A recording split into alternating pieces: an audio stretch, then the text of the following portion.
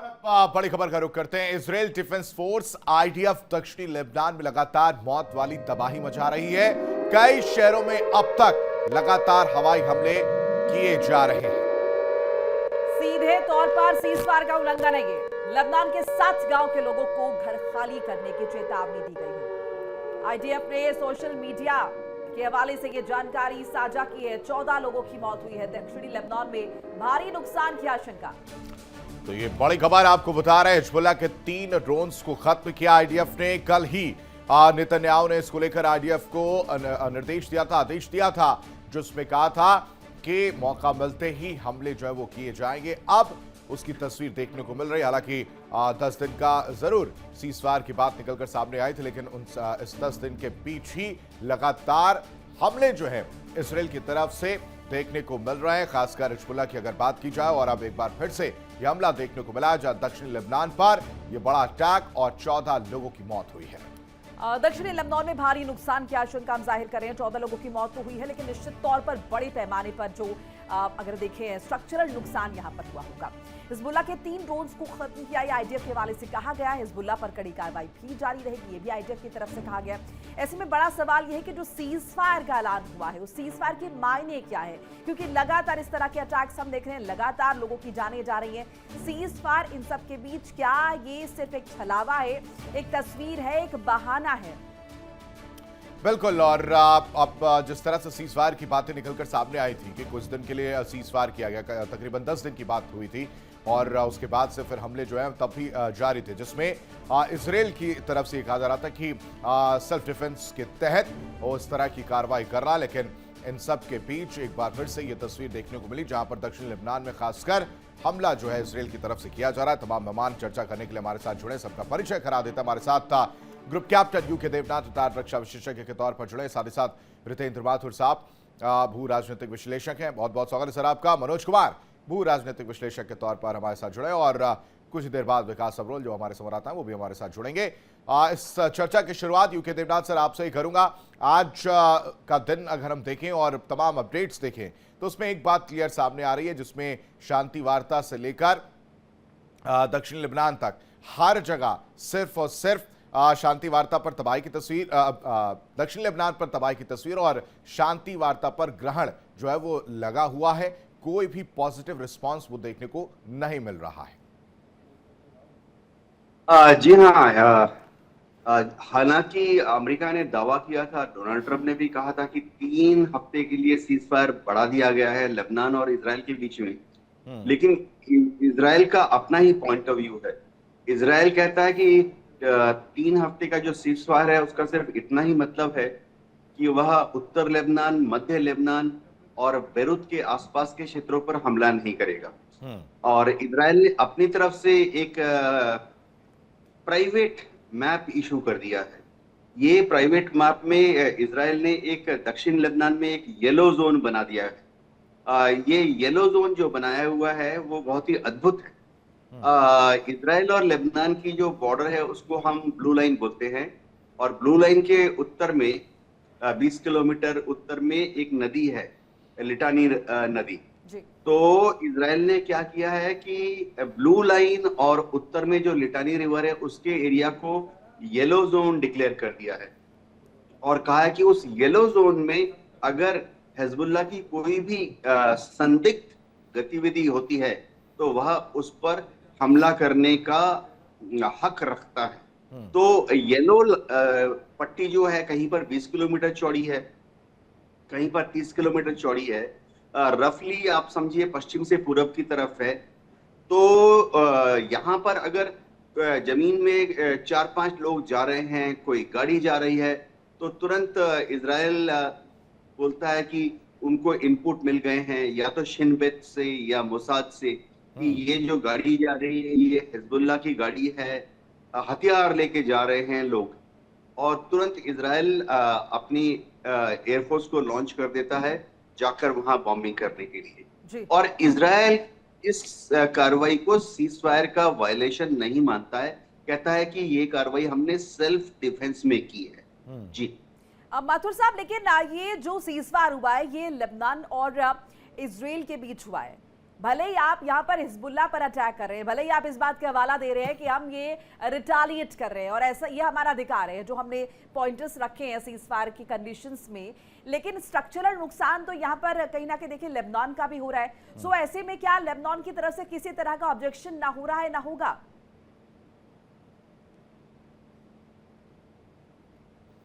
Sir unmute करिएगा। एक दूसरे अब अभी आवाज आ रही? हाँ जी सर। हाँ, अच्छा, ये समझौता जो हुआ है वो इजराइल और लेबनान के बीच में हुआ है।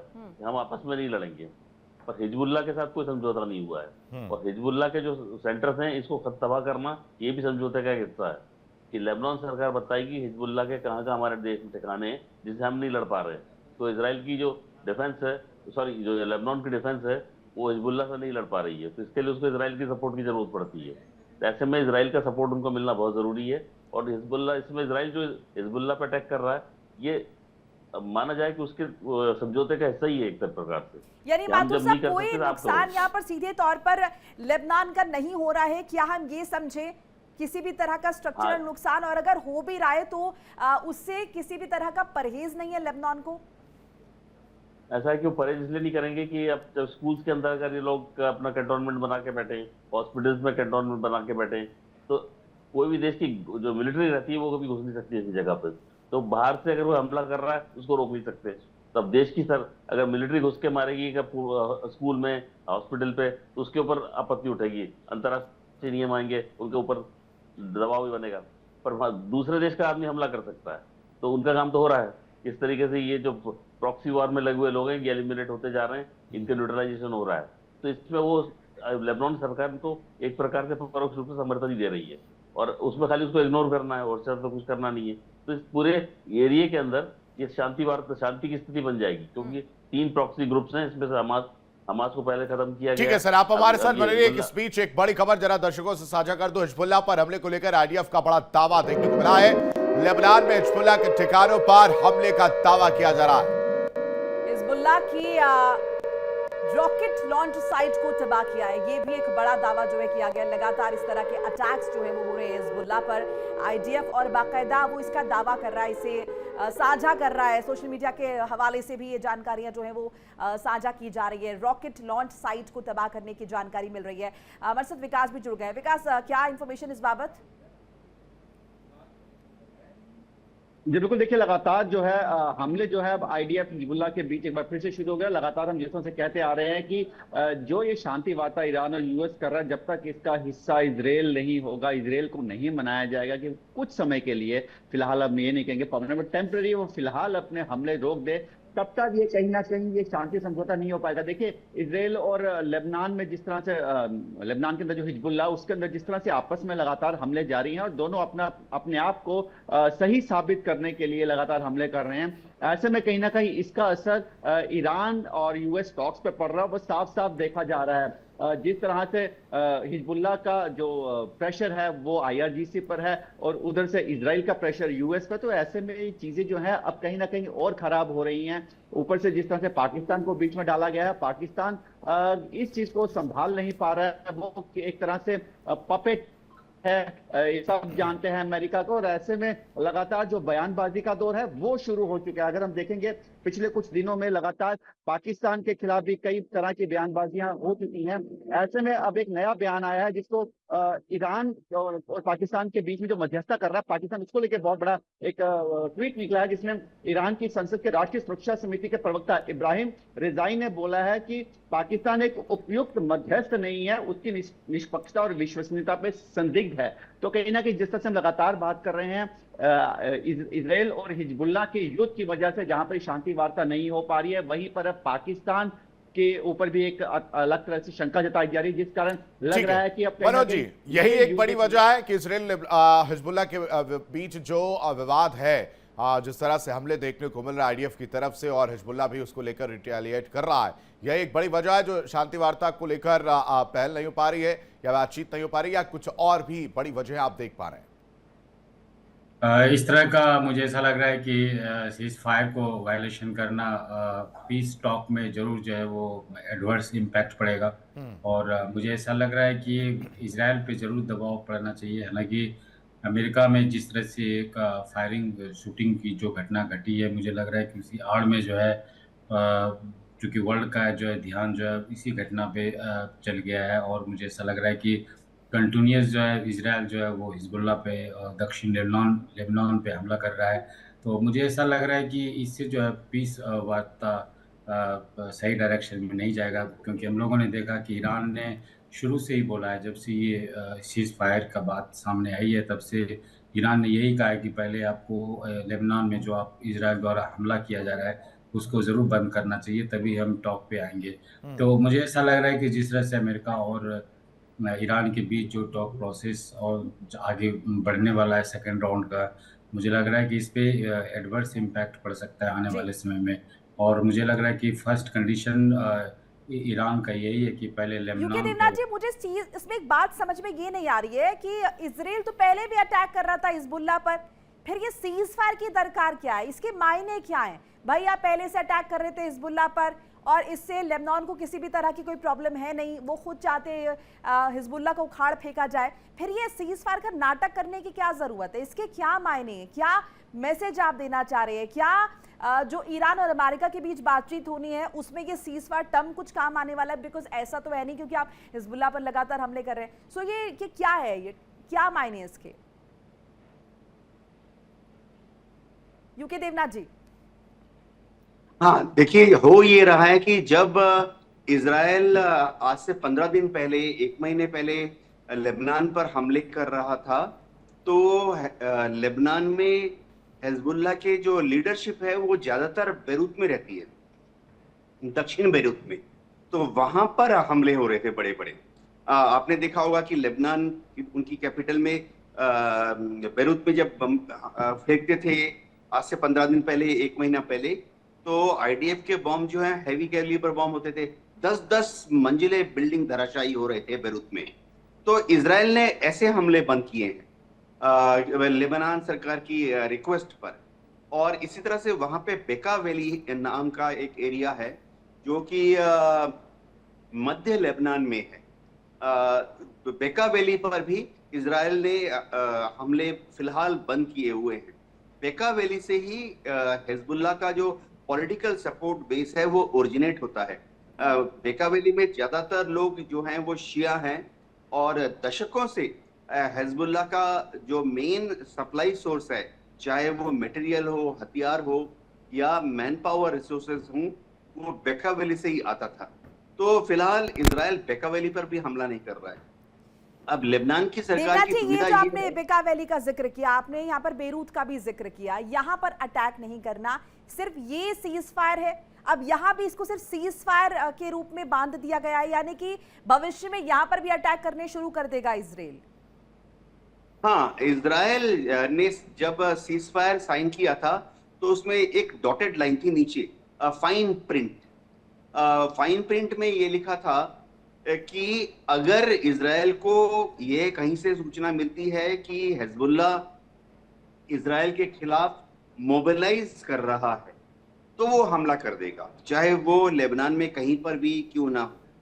तो लेबनान के अंदर इजराइल के बहुत अच्छे गुप्तचर सर्विसेज हैं और वो उनको इन्फॉर्म कर देते हैं कि हिजबुल्लाह का एक जो लॉन्चर है वो फलाने फलाने जगह पर बिल्डिंग के अंडरग्राउंड तहखाने में रखा हुआ है, या फलाने फलाने बिल्डिंग पे जो अंडरग्राउंड गैराज है उसमें हिजबुल्लाह ने अपने हथियारों को छुपा के रखा हुआ है, गोला बारूद रखा हुआ है। ऐसी खबर मिलते ही आईडीएफ तुरंत उस बिल्डिंग पर या उस गाड़ी पर हमला कर देती है। अभी इजराइल ने रोका क्या हुआ है? रोका सिर्फ यह है कि बेरूत के जो सिविलियन एरिया थे जहां पे कि हिजबुल्लाह का लीडरशिप रहता है, उन इलाकों पर बमबारी रोकी हुई है। बाकी दक्षिण लेबनान का जो येलो जोन वाला एरिया है वहां पर कहीं ना कहीं वहां की गवर्नमेंट को भी एक मैसेज दिया हुआ है कि हिजबुल्लाह को किसी भी तरीके से सपोर्ट आपका नहीं मिलना चाहिए, नहीं तो इसके रिपरकशंस आप भी झेलेंगे। हम हिजबुल्लाह से निपट लेंगे, लेकिन आपको भी इंश्योर करना होगा कि किसी भी तरीके का सपोर्ट ना मिले, वो आपके रिहायशी इलाकों का सहारा ना लें। और इस बीच एक बड़ी खबर जरा बता देते हैं, दक्षिणी लेबनान में हवाई हमले जो है वो देखने को मिल रहे हैं लगातार। इस बार नबाहती क्षेत्र में आईडीएफ का यह अटैक देखने को मिला, जहां लड़ाकू विमानों ने मौत वाली तबाही मचाई है। तस्वीरें भी निकलकर सामने आई हैं। आईडीएफ लेबनान में लगातार ताबड़तोड़ अटैक कर रहा है। आईडीएफ एक पल भी नहीं सोचा कि कोई भी फर्क सीजफायर से पड़ेगा। माथुर साहब, हम यही बात कर रहे हैं, अब तक जो हम समझ पा रहे हैं वो यही है कि आईडीएफ बिल्कुल भी रियाद के मूड में नहीं है। नहीं, बिल्कुल, वो तो उनका लक्ष्य यही है कि दुनिया के अंदर जो 3 बड़े अंतर्राष्ट्रीय स्तर पर प्रॉक्सी वॉर के अंदर लगे आतंकवादी संगठन है, हमास है, हिजबुल्लाह है और दूसरा हुती। हुती का भी नंबर बढ़ने आने वाला है। इस समय सबसे टॉप पे आ रहे हैं अपने इस्लामिक रिवोल्यूशनरी फोर्स जो ग्रुप्स गार्ड्स जो हैं, आईआरजीसी ईरान का, ये आ गया सामने। तो अभी आईआरजीसी उनके लक्ष्य पर है, उसको भी, और अभी लगे हाथ जब तक उधर आईआरजीसी पे समानांतर कुछ चल रहा है उनका वो कार्यक्रम भी।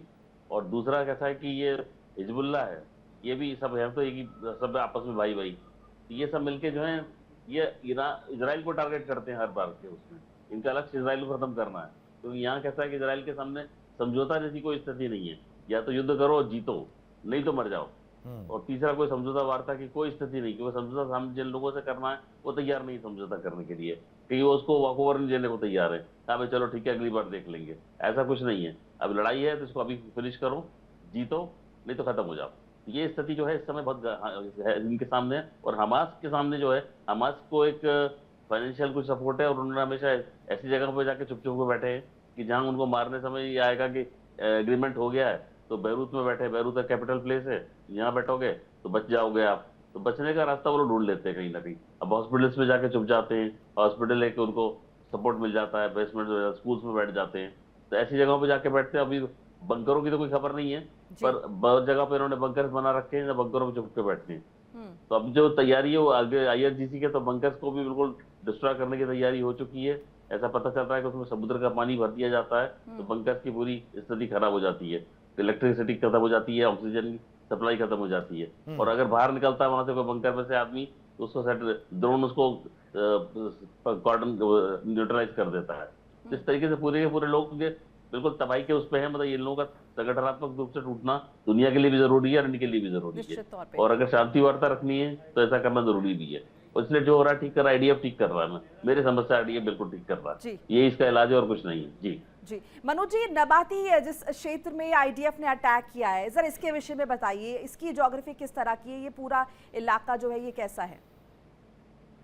मुझे ऐसा लग रहा है कि हम लोगों ने देखा कि पीस वार्ता तो हो गया है लेबनान और इजराइल के बीच, लेकिन साउथ लेबनान भी जो है इजराइल का फोकस रहा है। और मुझे ऐसा लग रहा है कि वहाँ पे रिलीजियस बेस पे जो है सत्ता का वहाँ पे डिवीजन हुआ है। और मुझे ऐसा लग रहा है कि इजराइल का जो इंटेंशन है इजराइल का, कि वो साउथ लेबनान को जो है वो कैप्चर कर ले, और अपना जो उनका एक्सटेंशन का नीति है इजराइल का, कि किसी न किसी रूप में वो साउथ लेबनान जहाँ पे हिजबुल्लाह का गढ़ है, वो किसी न किसी रूप में मुझे ऐसा लग रहा है कि वो कैप्चर करना चाहता है। और मुझे लग रहा है कि अपना एक्ट को जस्टिफाई करने के लिए आज नेतन्याहू का एक स्टेटमेंट भी आया है कि हम जो है क्रिश्चियन कम्युनिटी के राइट के लिए हम फाइट कर रहे हैं। तो मुझे ऐसा लग रहा है कि नॉर्मली जो डिक्टेटरशिप माइंडसेट के लोग होते हैं, वो मुझे लगता है कि अपना एक्ट को जस्टिफाई करने के लिए सभी तौर पे उनका जो भी ऑप्शन होता है उसको अपनाते हैं। और मुझे ऐसा लग रहा है कि नेतन्याहू ने जो है वो एक रिलीजियस पॉइंट ऑफ व्यू से जो है अपना एक्ट को जस्टिफाई कर रहे हैं कि क्रिश्चियन कम्युनिटी के राइट के लिए हम जो है साउथ लेबनान में जहाँ पे हिजबुल्लाह का गढ़ है वहाँ पे अटैक कर रहे हैं। तो मुझे ऐसा लग रहा है कि ऐसे घटना से जो है वो पीस टॉक में डिसरप्शन आएगा। और इजराइल कभी नहीं चाहेगा कि वह मिडिल ईस्ट में जो है वो शांति बने, चाहे लेबनान में शांति रहे, क्योंकि उससे जो है खास करके नेतन्याहू के लिए जो वो एक पॉलिटिकल इशू रहता है उनके कंट्री में, कि हम जो फाइट कर रहे हैं वो इजराइल के लोगों के लिए फाइट कर रहे हैं, और इससे जो है उनको सत्ता को बरकरार रखने में कामयाब मिल रहा है। तो मुझे ऐसा लग रहा है कि इस तरह का अटैक करने से जो है वो अपने ऑडियंस को, अपने जो पीपल हैं इजराइल के, उनको वो एड्रेस करना चाहते हैं कि ये कंटिन्यू रहेगा। अगर आप जूस को जो है वहाँ पे सरवाइव करना है इजराइल में, तो इस तरह का वार अगर कंटिन्यू रहता है मिडिल ईस्ट एरिया में, चाहे लेबनान में, तो बस इजराइल जो है सर्वाइव करेगा। तो मुझे लग रहा है कि इस तरह का एक इमोशनल इशू को रेज करता है, उससे वो सत्ता बनाए रखना चाहता है। नॉर्मली पॉलिटिकल पार्टीज को ही अवॉइड करना चाहिए। हम लोगों ने देखा कि वहाँ की जो लीडर ऑफ अपोजिशन है और जो नेतन्याहू का जो पार्टी है, वहाँ पे कोई कोऑर्डिनेशन नहीं है, दोनों में वार ऑफ वर्ड्स जो है वो चलते रहता है। तो मुझे ऐसा लग रहा है कि अपना ऑडियंस को जो वोटर्स हैं उसको एड्रेस करने के लिए वो जो सीज फायर है उसको वायलेट करते रहते हैं, और जितना भी प्रेशर हो, मुझे बिल्कुल। लग रहा है कि और यही वजह है विकास, यही वजह है कि शायद ईरान की तरफ से नाराजगी देखने को मिल रही है, और इसकी वजह से क्या हो रहा है कि अब ईरान रेडी नहीं है बात करने के लिए डायरेक्टली, और वो पूरा का पूरा असर डालता हुआ नजर आ रहा है स्ट्रेट ऑफ हॉर्मुज पर, क्योंकि अगर बातचीत नहीं होगी तो समाधान नहीं निकलेगा, नाकाबंदी जारी रहेगी और जो कीमतें हैं तेल की वो आसमान छूती हुई नजर आएंगी। विकास आपको आवाज मिल रही है हमारी? चलिए देवनाथ जी का रुक कर लेते हैं, विकास से शायद संपर्क नहीं हो पा रहा है। देवनाथ जी, ये जिस तरीके से इस्लामाबाद गए हैं अब ईरान के रिप्रेजेंटेटिव, सो क्या नई कंडीशंस रखी गई हैं, और क्या वाकई में ये जो हिजबुल्लाह वाला फैक्टर है ये इतना ज़्यादा बड़ा फैक्टर है अभी मौजूदा स्थिति में? क्योंकि अभी तो ईरान अपनी आर्थिक चीज़ों से ही जूझ रहा है, ईरान की तो अभी एकदम सांस घुटी हुई है, जिस तरीके से उसका अगर देखें वो एक्सपोर्ट नहीं कर पा रहा अपना ऑयल। सो आपको लग रहा है कि अभी मौजूदा दौर में उसके लिए हिजबुल्लाह वाला फैक्टर ज़्यादा बड़ा है, या फिर दूसरे ऐसे फैक्टर्स हैं जिन पर बात अड़ सकती है? हाँ मोनिका जी, फिलहाल देखिए ईरान जो घुमा घुमा के 10 पॉइंट दे रहा है, हिजबुल्लाह का एक फैक्टर है, लेकिन फिलहाल बातचीत करने के लिए ईरान ने जो शर्त नंबर 1 रखी है वो ये है कि पहले अमेरिका स्ट्रेट ऑफ हॉर्मुज पर जो नाकेबंदी किया हुआ है उसको हटाए। तो ईरान बातचीत के लिए तैयार है। ये याद रखना पड़ेगा कि ईरान से इस्लामाबाद जाने में ईरानी डेलीगेशन को मात्र 3 घंटे लगते हैं, जबकि हामी भरने के बाद अमेरिकन डेलीगेशन को अमेरिका से इस्लामाबाद आने में 16 घंटे लगते हैं। तो ईरान तो हमेशा राजी है बातचीत के लिए। पिछले 15 दिन से 10 दिन से 5 दिन से ईरान एक ही चीज कह रहा है कि पहले अमेरिका स्ट्रेट ऑफ हॉर्मुज को खोल दे। स्ट्रेट ऑफ हॉर्मुज में अमेरिका ने ईरान के सारे बंदरगाहों की नाकेबंदी की हुई है, ताकि ईरान के 8 बंदरगाह हैं वहां पर पर्शियन गल्फ में, वहां से कोई ईरानियन शिप कच्चा तेल या कोई भी दूसरा कमर्शियल गुड लेकर बाहर ना जा सके। और इसी तरह से अमेरिका ने उत्तरी अरब सागर में और ओमान की खाड़ी में नाकेबंदी की हुई है। तो बाहर से दुनिया के दूसरे देशों से अगर कोई शिप ईरान की तरफ जा रहा है, किसी भी देश का शिप, जरूरी नहीं कि ईरान का शिप हो, दुनिया के किसी भी देश से, जापान से भी अगर एक जहाज आ रहा है और वो ईरान के बंदरगाह की तरफ जा रहा है, तो अमेरिका की नेवी उसको उत्तरी अरब सागर में या ओमान की खाड़ी में रोक देती है। तो ईरान सिर्फ यह कह रहा है कि वो बातचीत के लिए तैयार है, बशर्ते पहले अमेरिका इस नाकेबंदी को हटाए। और ईरान ने कहा कि 5 मिनट के अंदर वो भी अपने जो ठीक है सर, आप वापस लौटूंगा। बड़ी खबर जरा दर्शकों को बता दो, हिजबुल्लाह के अटैक से इजरायली सैनिक की मौत की खबर भी सामने आ रही है। हिजबुल्लाह भी अटैक करता हुआ नजर आ रहा है। अटैक में 6 इजरायली सैनिक बुरी तरह घायल भी बताए जा रहे हैं। सैनिकों को निकालने के लिए आईडीएफ ने अभियान चलाया है। ड्रोन अटैक का खतरनाक वीडियो सामने आया है। तो देखिए तस्वीरें लगातार आ रही हैं। विकास, अगर हम देखें हिजबुल्लाह पर लगातार आईडीएफ अटैक कर रहा है, लेकिन नुकसान यहाँ पर आईडीएफ का भी हो रहा है। अभी जिस तरह की इंफॉर्मेशन मिल रही है, 6 इजरायली सैनिक बुरी तरह जख्मी और 1 की मौत।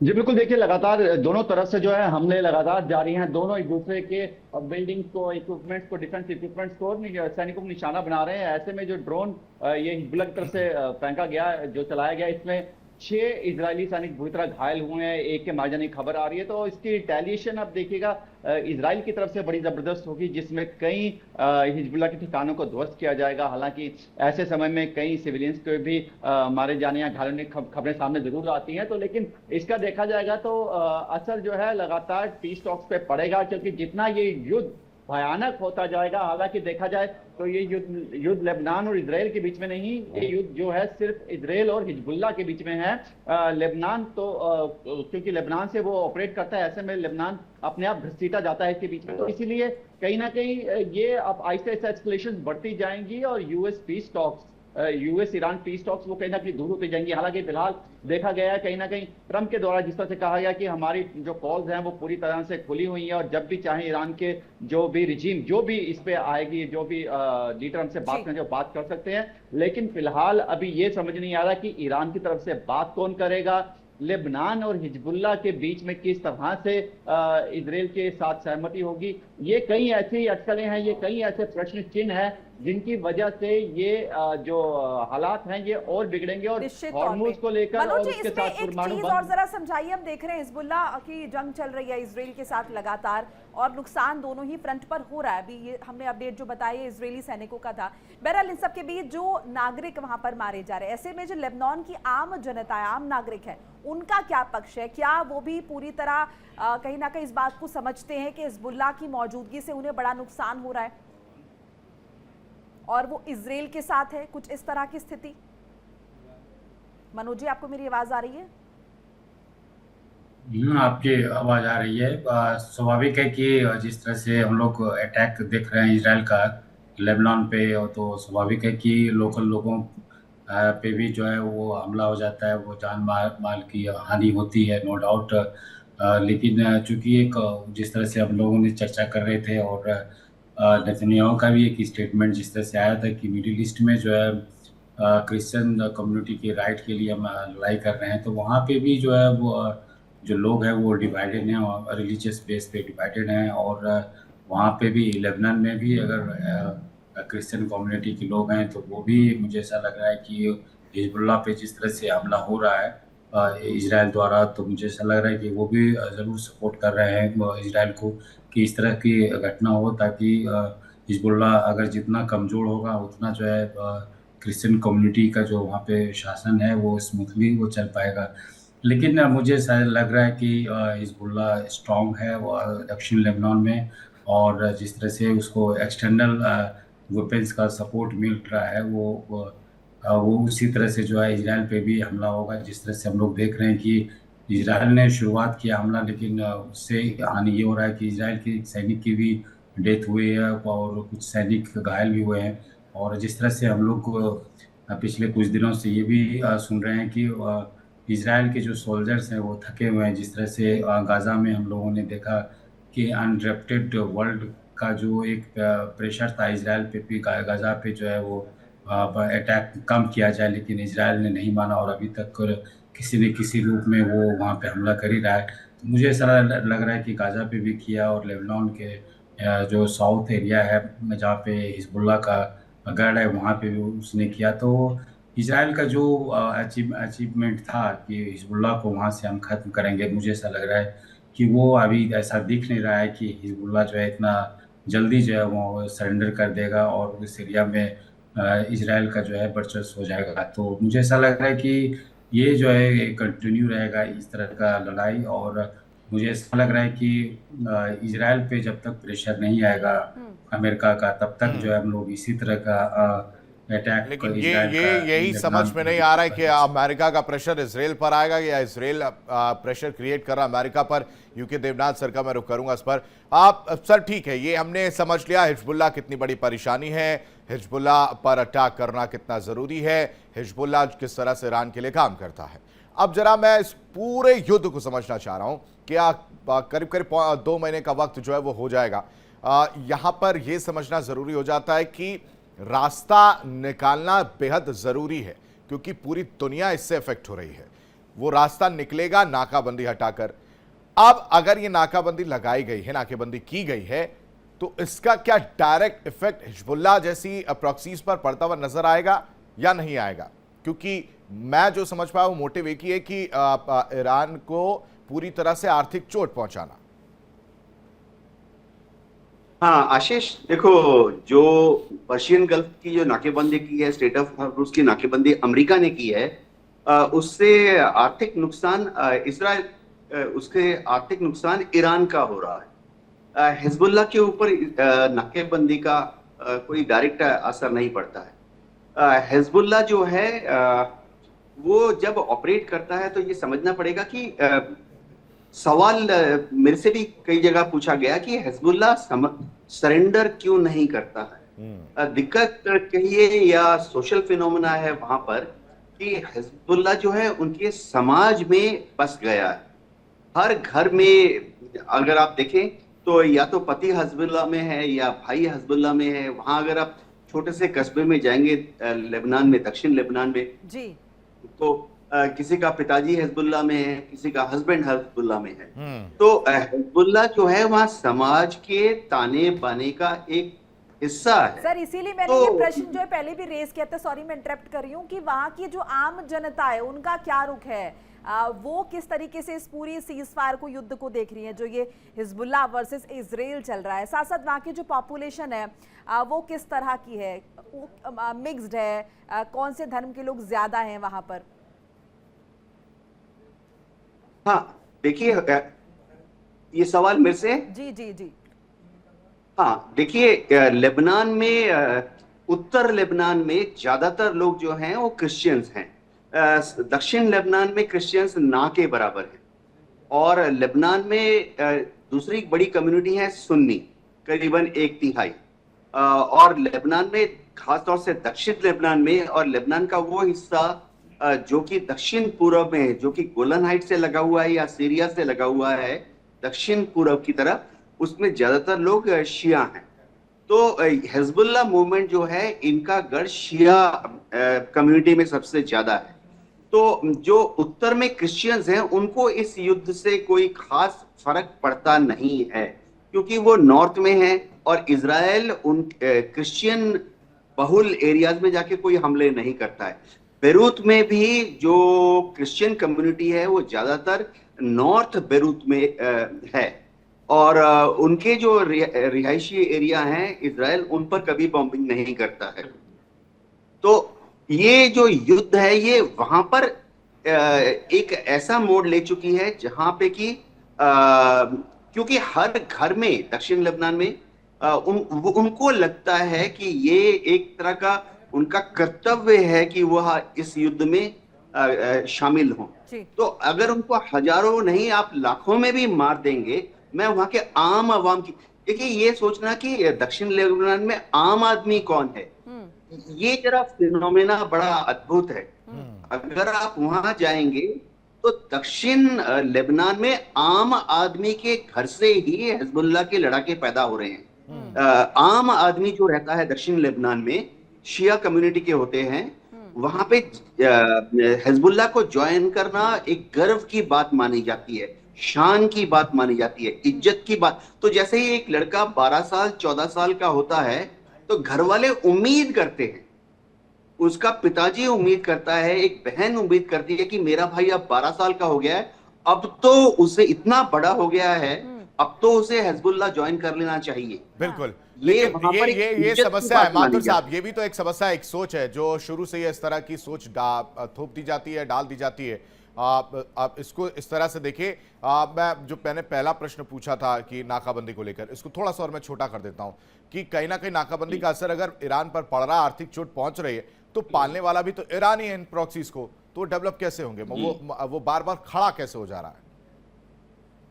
ऐसा है कि इन लोगों को जो पहले बहुत सारा फंड दिया जा चुका है ना, जो पहले जो अरबों रुपए जो इतना ज्यादा कितना फंड दे दिया कि अब तक नहीं वो खत्म हुआ है और हिजबुल्लाह बार बार जो है वो खड़ा हो जा रहा है।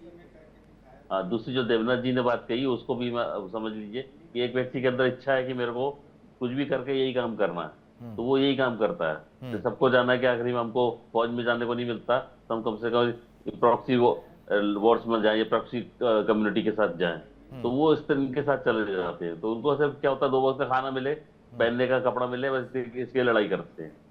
तो उनकी ज्यादा नहीं होती, उनकी महत्वाकांक्षा बहुत ज्यादा नहीं है।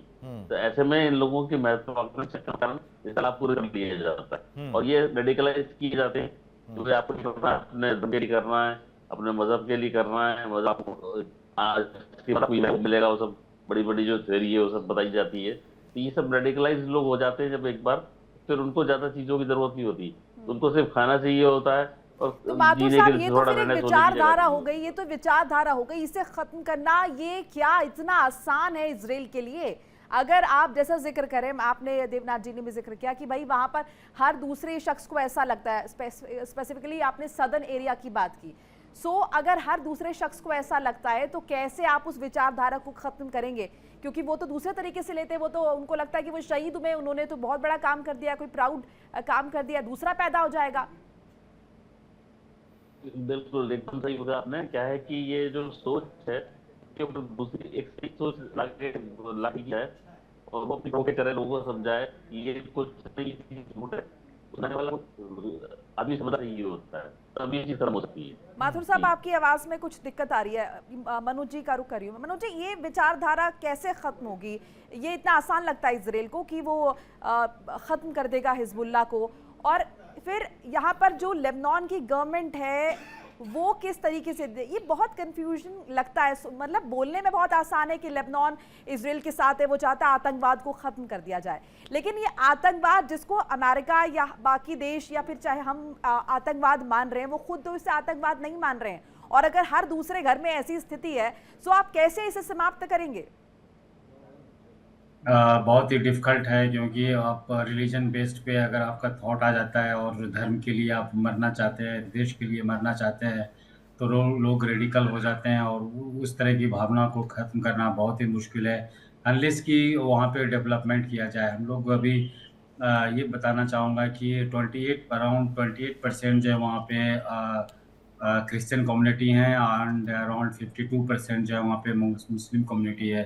तो नॉर्मली उस एरिया में बहुत दिन से इस तरह का वार, डोमिनेशन का वार चल रहा है कि वहाँ पे अगर 52% अगर मुस्लिम है तो स्वाभाविक है कि शासन वहाँ का वो लोग सोचेगा कि मेरा होना चाहिए।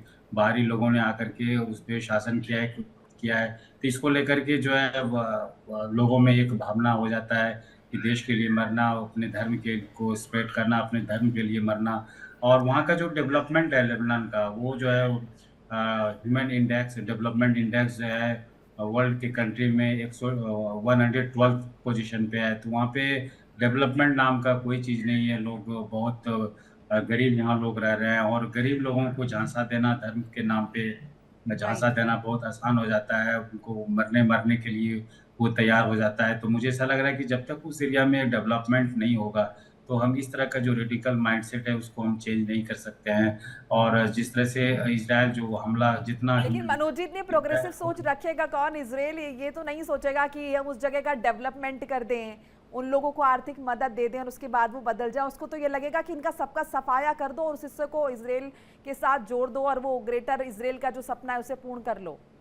और यहाँ तक कि अगर रेडिकल की अगर हम बात करें तो ईरान में भी जो है वहाँ की जो विदेश मंत्री हैं, चाहे जो पॉलिटिकल लीडरशिप है, वो भी हम लोगों ने देखा पिछले दिनों की, वो भी मरने के लिए तैयार है कि हम देश के लिए मरने के लिए तैयार हैं। तो जब आपकी लीडरशिप जो है देश के मरने के लिए तैयार है रीजन बेस्ड पे, तो आप आम लोगों से अब स्वाभाविक है कि इसी तरह की भावना लोगों में होगी कि हम देश के लिए मरेंगे, अपने धर्म के लिए मरेंगे, मरने के बाद जन्नत मिलेगा। तो इस तरह की भावना को हटाना बहुत मुश्किल होता है अनलेस की डेवलपमेंट हो उस एरिया में। जब तक डेवलपमेंट नहीं होगा और लीडरशिप के माइंडसेट में जब तक चेंज नहीं होगा तो हम लोग आशा नहीं कर सकते हैं। और इसी तरह का जो है इजराइल और लेबनान और हिजबुल्लाह, इसी तरह का और यहूदी जो हम उस एरिया में देखते हैं, हालांकि इजराइल उसे टेररिस्ट ऑर्गेनाइजेशन मानता है, जबकि जो वहाँ के लोग हैं, जो हिजबुल्लाह के जो लोग हैं या जो मुस्लिम कम्युनिटी के लोग वहाँ पे रह रहे हैं, उसे देशभक्त मान रहे हैं या उसे अल्लाह के दूत के रूप में माना जाता है कि वो तो एक भगवान का रूप में आया है और युद्ध को आगे बढ़ा रहा है। तो इस तरह की भावना को नष्ट करना बहुत मुश्किल हो जाता है जब तक उस एरिया में प्रॉस्पेरिटी ना हो, डेवलपमेंट ना हो। इसके लिए यूनाइटेड नेशन हम लोग देख रहे हैं कि वहाँ पे खाद्य पदार्थ हो या कुछ डेवलपमेंट स्कीम वहाँ पे चलाते रहता है और कंट्रीज बिल्कुल। और UK Devnath sir, greater Israel का जो सपना है उसे पूरा करना है, इसलिए हिजबुल्लाह पर लगातार वार करते रहना है। देखिए, ग्रेटर इजराइल का सपना जो है, ये जो बहुत छोटा सा हिस्सा है लिकुड पार्टी में, बहुत छोटा सा हिस्सा जो है वो ग्रेटर इजराइल को सपोर्ट करता है। मेजॉरिटी लिकुड पार्टी जो है, नेतन्याहू की जो पार्टी है, उसमें ग्रेटर इजराइल के कॉन्सेप्ट को कोई सपोर्ट है नहीं। लेकिन वहां की नेसेट में नेतन्याहू की मजबूरी है कि नेसेट में 120 मेंबर से 60 मेंबर तो लिकुड पार्टी के हैं नहीं। लिकुड पार्टी के कोई 48 या 43 मेंबर हैं। तो उनको एक्सट्रीम राइट विंग जो ज्यूज ग्रुप हैं उनके साथ सहयोग करके सरकार चलानी पड़ती है। और ये जो ग्रेटर इजराइल का सपना है, ये extreme right wing Jews party का है। ये छोटी छोटी पार्टियां हैं, किसी में 3 मेंबर हैं नेसेट में, किसी के 6 मेंबर हैं। लेकिन क्योंकि ये सरकार इन्हीं की मदद से टिकी हुई है, तो बीच बीच में ये ग्रेटर इजराइल का नक्शा आता रहता है। अब ऐसे तो 2000 साल पहले का अगर ज्यूज का सपना शब्द मैं इस्तेमाल करता हूँ, तो वो तो ये सोचते हैं कि नील नदी से यानी मिस्र से शुरू करके पूरा का पूरा अरेबियन पेनिनसुला और इराक तक, यूफ्रेटिस और टिग्रिस नदी तक ग्रेटर इजराइल का सपना देखते हैं। लेकिन ये बहुत माइनॉरिटी लोग हैं और सिर्फ एकेडमिक इंटरेस्ट का है।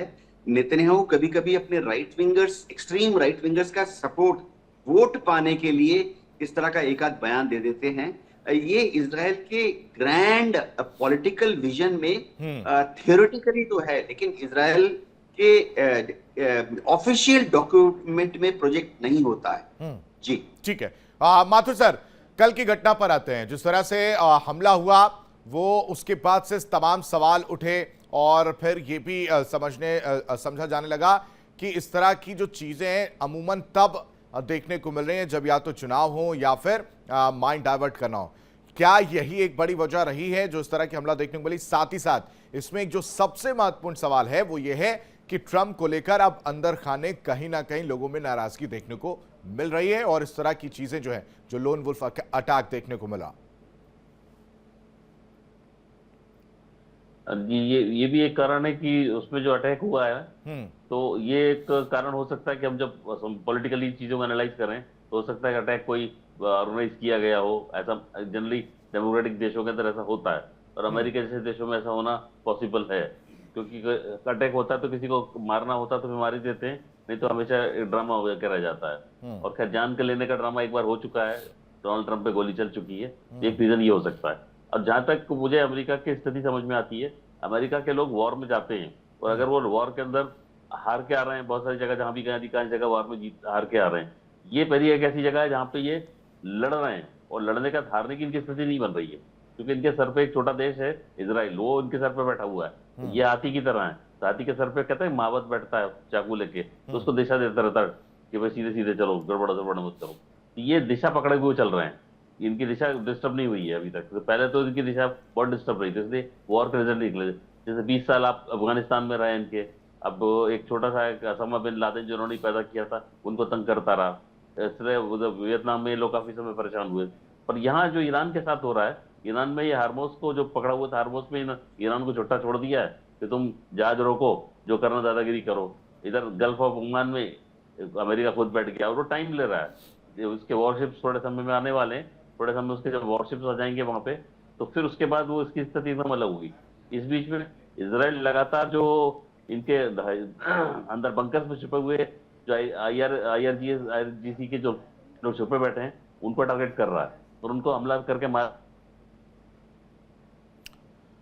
ठीक है, वापस लौटते हैं। विकास अब्रोल हमारे साथ बने। विकास, आईआरजीसी भी एक समस्या है क्योंकि आईआरजीसी इस वक्त पूरी तरह से एक्टिव मोड पे नजर आ रहा है और हर तरह से नाकेबंदी की बात हो अगर की जा रही है और जो शिप्स हैं उनको कब्जे में लेने की बात भी देखने को मिल रही है। आईआरजीसी को लेकर भी नरमी जो है वो देखने को नहीं मिल रही है, खासकर अमेरिका की तरफ से। देखिए, जब तक ट्रंप की तरफ से जो प्रोवोकेटिव बयान आ रहे हैं, ट्वीट्स आ रहे हैं लगातार एक्स पे, ट्रुथ पे, जो सोशल मीडिया पे पोस्ट कर रहे हैं, जब तक वो कम नहीं होंगे तब तक आईआरजीसी भी किसी तरह से रिएक्शन देना कम नहीं करेगी। क्योंकि देखिए, ये ऐसे चरमपंथी ग्रुप्स हैं जो अपने आप को बेहतर बताते हैं, जो अपने आप को सबसे बेटर बताते हैं। तो ऐसे में कहीं ना कहीं इनकी ईगो पे वो बात, या अपनी ईगो पे बात लेते हैं और लगातार इसी को लेके ये हमले कर रहे हैं। आप देखिए, आईआरजीसी को संभालने के लिए बहुत मुश्किल है, जो ईरान की जो जितनी भी वहां पर राजनीति है वो उसको काबू में नहीं कर पाती। और साफ साफ लगातार देखा जाए, जब धमकी दी जाती है युद्ध द्वारा तो उनके द्वारा वापस धमकी दी जाती है। हाल ही में धमकी दी गई थी कि हमारे पास 1000 से ज्यादा मिसाइल जो है बिल्कुल तैयार पड़ी हैं, 5000 के आसपास ड्रोन पड़े हैं, जो अगर युद्ध होता है तो हम एकदम से छोड़ देंगे। तो कहीं ना कहीं वो झुकने को तैयार नहीं। मैं लगातार ये बात कहते आ रहा हूँ कि ईरान यूएस में से किसी एक को बड़े भाई की भूमिका निभानी होगी, हल्का सा कॉम्प्रोमाइज करना पड़ेगा। जब तक नहीं करेंगे तब तक ये जितनी भी बातें कर रहे हैं, जितनी भी यही तो समस्या है टॉक्स हो रही हैं, कि बड़ा भाई बनेगा कौन। आपने बहुत अच्छा शब्द यूज किया कि बड़ा भाई बनने की जरूरत है, लेकिन बड़ा भाई ईरान नहीं चाह रहा कि अमेरिका बने, अमेरिका नहीं चाह रहा ईरान बने, क्योंकि बाहर भी तो उनकी साख का सवाल है। ईरान को ज्यादा फर्क नहीं पड़ेगा, लेकिन अमेरिका को तो पड़ेगा ना विकास। जी बिल्कुल, देखिए अमेरिका इस समय अपने आप को एक ग्लोबल लीडर बता रहा है और लगातार देखिए जी, इसमें कोई शक भी नहीं है, जिस तरह से ईरान से उसने अपने पायलट को बाहर निकाला वो वाकई काबिले तारीफ था। और उसने बहुत बड़ा एक झटका और एक बहुत बड़ा हर्ट किया है आईआरजीसी को कि देखो हम तुम्हारे होते हुए, तुम्हारी धमकियों के बावजूद हम अपना पायलट बिल्कुल सुरक्षित बाहर ले आए। तो ऐसे में वो एक चोट जो लगी आईआरजीसी को, वो उनके दिल पे टीस हमेशा रहेगी और इसके लिए वो कभी भी अमेरिका के झुकने को तैयार नहीं होंगे। और हालांकि जिस तरह से हमारे गेस्ट बता भी रहे थे कि कई ऐसे वहां पे नेता हैं, चरमपंथी नेता हैं, जो लगातार रेडिकलाइज कर रहे हैं लोगों को, लगातार लोगों को अपनी तरफ धर्म के नाम पर लोगों को भड़का रहे हैं। तो ऐसे में जब तक ये चीजें बंद नहीं होंगी, डेवलपमेंट नहीं होगी, तब तक ये चीजों का कोई औचित्य नहीं है। और सबसे खास बात है, ऐसी कंट्रीज में देखा जाएगा जहां पर आतंकवाद हावी है, वहां पर डेवलपमेंट के नाम पर कुछ नहीं हो पाता। आप देखिए पाकिस्तान में कितनी बार जब पोलियो के टीके लगाए जाते हैं, तो जो पोलियो के टीके लगा रहे होते हैं डॉक्टर्स नर्सेज, उन पे अटैक करते हैं लोग। तो आप खुद सोचिए, लोग चाहते ही नहीं है ये जो नेता, जो पाकिस्तान में सो-कॉल्ड बलूच धार्मिक देख तो नेता रहे हैं, वहां बने हैं। बलूचिस्तान में क्या स्थिति है, यही बड़ी वजह है। विकास, देवनाथ जी, ये जो सीजफायर एक्सटेंड हुआ है लेबनान और इजराइल के बीच और इसे लेकर बातचीत होनी है, सो क्या इसमें भी किसी तरह से कोई अड़ंगा अड़ सकता है, जैसे हिजबुल्लाह की तरफ से अटैक्स हो रहे हैं, या फिर ये हिजबुल्लाह के किसी भी एक्शन का इस पर कोई इम्पैक्ट नहीं पड़ेगा लेबनान और इजराइल की जो सीजफायर है? देखिए, जहां तक हिजबुल्लाह की बात है, ये देखना पड़ेगा कि एक कहावत है ना कि पहले अंडा या पहले चिकन। क्या हिजबुल्लाह इसलिए हमला करता है कि इजराइल ने बमबारी की? क्या उल्टा सवाल भी है कि क्या इजराइल इसलिए बमबारी करता है कि हिजबुल्लाह ने रॉकेट दागे? अगर आप इसको मिलिट्री तरफ से आकलन करेंगे विदाउट पॉलिटिकल बायस, तो हिजबुल्लाह आमतौर पर कभी भी पहले हमला नहीं करता। ज्यादातर हमले हिजबुल्लाह तभी करता है जबकि उसको इजराइल द्वारा पहले ट्रिगर किया गया है। लेकिन क्योंकि पश्चिमी मीडिया है, पश्चिमी मीडिया में आपको सिर्फ इतना लगेगा कि हिजबुल्लाह ने हमला कर दिया, हिजबुल्लाह ने हमला कर दिया। लेकिन अगर उसको as a neutral military observer आप एनालाइज करो, तो ट्रिगर जो है वो ज्यादातर जो है वो इजराइल का हवाई हमला होता है। देखिए, हिजबुल्लाह के पास कोई इंसेंटिव नहीं है मिलिट्री तौर पर। अगर बात करें, हिजबुल्लाह क्यों करेगा अपने रॉकेट्स को पहले फायर? हिजबुल्लाह के जो रॉकेट हैं, छोटे छोटे रॉकेट होते हैं, ये दिवाली में जामा मस्जिद में 100 रुपए में मिल जाते हैं। उस तरह के रॉकेट हैं, 20 किलोमीटर दूर जाके फट जाते हैं, 40 किलोमीटर दूर तक जाते हैं, अनगाइडेड हैं। एक बार लॉन्च करने के बाद वो कहाँ जाएंगे किसी को पता नहीं। यानी सर, ये जो पॉइंटर्स में आपने इंक्लूड किया है इजराइल ने कि हम रिटालिएट कर रहे हैं, हम ये सीजफायर तोड़ने की जो बात आ रही है ये तब आ रही है जब हम रिटालिएट कर रहे हैं, और कुल मिलाकर वो रिटालिएशन है नहीं, वो इनिशिएट करना है, वो हमला है इजराइल की तरफ से। मोनिका जी, इजराइल हमेशा दावा करता है कि वो रिटेलिएट कर रहा है। देखिए, टाइम गैप देखना चाहिए और उसका मैग्नीट्यूड देखना चाहिए। जब इजराइल हमले करता है तो 1000 केजी का बम गिरा रहा है, उसके अंदर जो बारूद है, 2000 केजी का बम गिरा रहा है, उसके अंदर जो बारूद है। आप देखेंगे 10 मंजिला इमारत धराशायी हो जाती है लेबनान में। और जब हिजबुल्लाह हमले करता है, जो कि मिलिट्री तौर पर इनसिग्निफिकेंट हैं, इजराइल में आप बता दीजिए कितने बिल्डिंग 10 मंजिले गिरे हिजबुल्लाह के रॉकेट से। हिजबुल्लाह रॉकेट फायर करता है, वो इजराइल में 20 किलोमीटर जाके फट जाता है खेत के अंदर, गांव में उन किबुत्स बोलते हैं, उधर 2 घरों के 4 शीशे टूट जाते हैं। बिल्कुल। घर की और बिल्डिंग को भी और कुछ नहीं होता है। तैयारी उस तरह से नहीं है, उसके पास उस तरह से हथियार भी नहीं है, मिसाइल्स भी नहीं है, लेकिन लड़ने को तैयार है। फिलहाल बहुत शुक्रिया आप सभी मेहमानों को हमारे साथ जुड़ने के लिए। वक्त बस इतना ही था। यहाँ रुकते कुछ पलों के लिए। इंडिया डेली पर खबरों का सिलसिला लगातार जारी है। इंडिया डेली अब आपके स्मार्ट टीवी पर भी मौजूद है। इंडिया डेली 24/7 अब इन सभी प्लेटफॉर्म पर लाइव देखें।